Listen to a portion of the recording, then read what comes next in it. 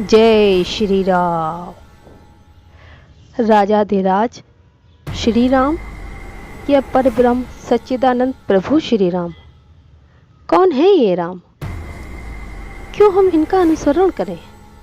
ये सृष्टि जब अस्तित्व में आई तो इसको उत्पन्न करने वाली आदि शक्ति का ये दायित्व बन गया कि वो इसका पुत्रवत पालन करे।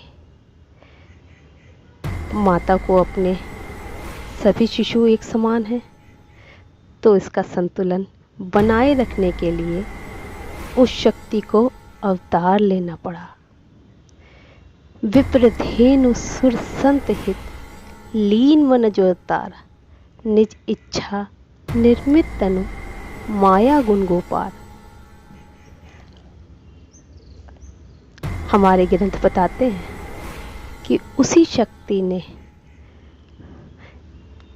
इस सृष्टि पे रहने वाले लोगों को दुराचारियों से बचाने के लिए ही अवतार लिया। अवध के राजा दशरथ के घर जन्मे 4 शिशु राम, भरत, लक्ष्मण और शत्रुघ्न। चारों में अथाह प्रेम था। अद्भुत सौंदर्य व वीरता के धनी श्री राम ने जीवन के प्रति अपने दृष्टिकोण का ऐसा उदाहरण दिया कि उस समय से वर्तमान तक हर हृदय उन्हें मर्यादा पुरुषोत्तम प्रभु श्री राम पुकारता है। जबकि कभी उन्होंने अपना प्रभुत्व नहीं दिखाया। उनके अनुसार धर्म हिंदू मुस्लिम सिख ईसाई नहीं था, वरन ये था कि हमसे संबंधित लोगों के प्रति हमारा कर्तव्य क्या है।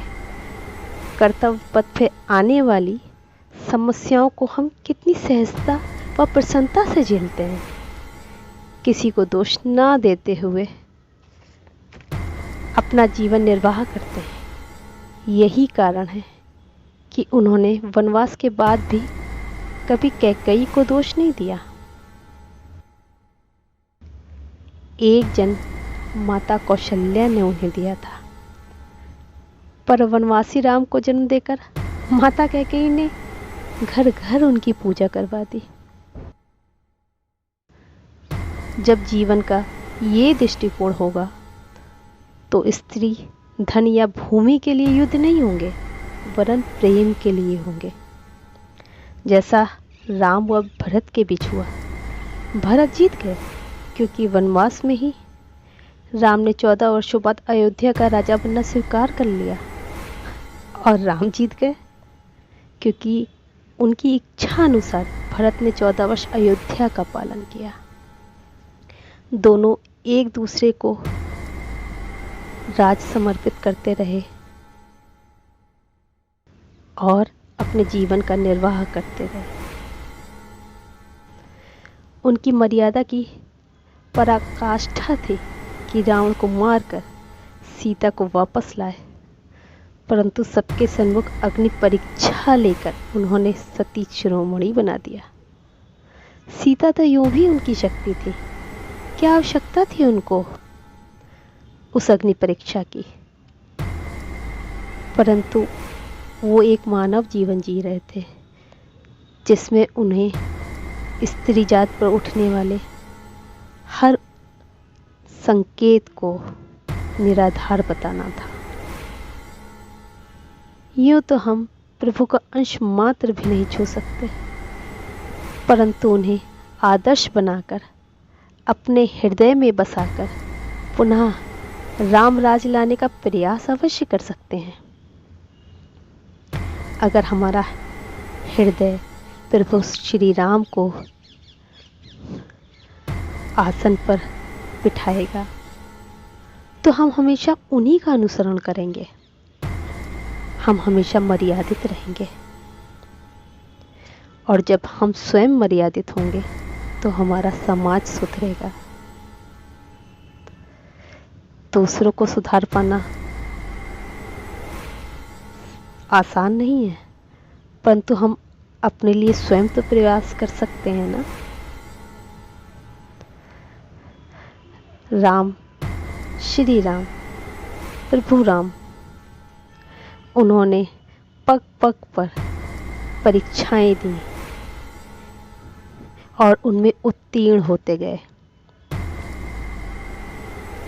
राजा दशरथ उनसे बहुत प्रेम करते थे, वो भी राजा दशरथ से बहुत प्रेम करते थे, परंतु वरदान की मर्यादा में बंधे अपने पिता दशरथ को उन्होंने पथभ्रष्ट नहीं होने दिया और स्वयं भी वरदान को पूर्णतः निभाया।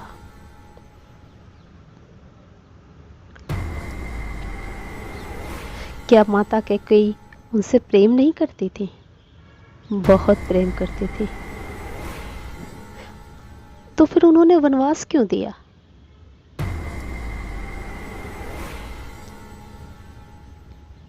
क्या ये सब बिना राम की इच्छा के हुआ?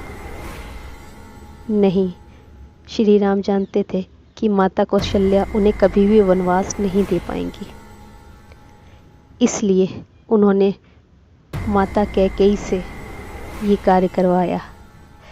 माता कैकेयी ने पूरे समाज का लांछन, यहाँ तक कि आज भी वो इस अभिशाप को झेल रही हैं, अपने सिर लिया, परंतु राम को, अपने प्रिय राम को, एक सौतेले पुत्र को उन्होंने भगवान बना दिया, मर्यादा पुरुषोत्तम राम बना दिया।